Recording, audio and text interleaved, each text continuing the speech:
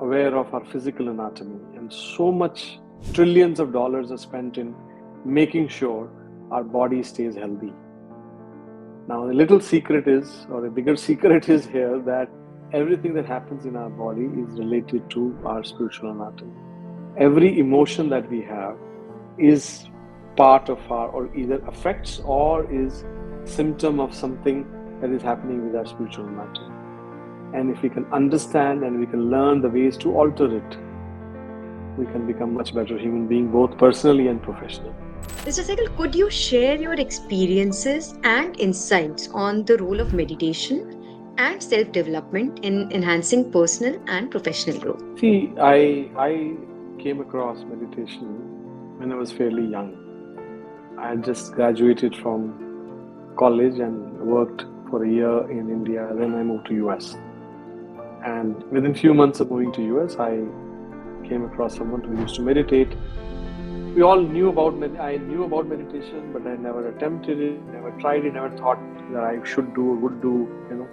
If my kind of family I grew up in, we were not very religious, but still kind of these things were not part of our conscious setup. So I started as an experiment.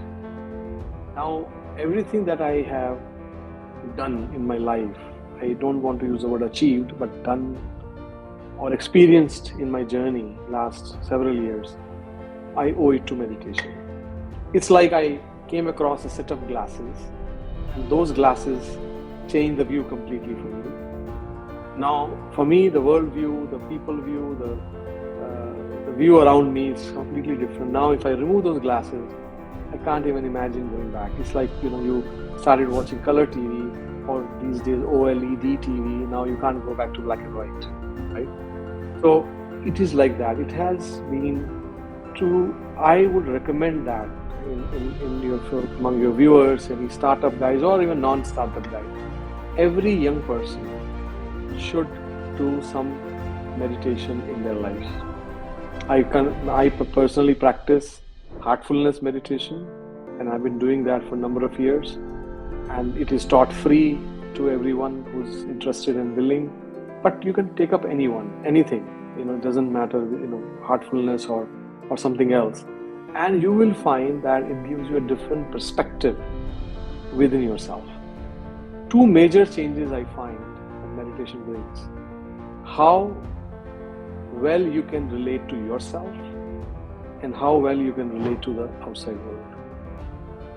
And these two are needed when you're young, when you're middle age, or when you're old. And these become part of your life forever. How well you relate to yourself, how well you relate to others, or to the outside world. And that is very essential. Mr. Sehgal, would you like to recommend any books or any podcast or any documentary or anything on those lines to our audience to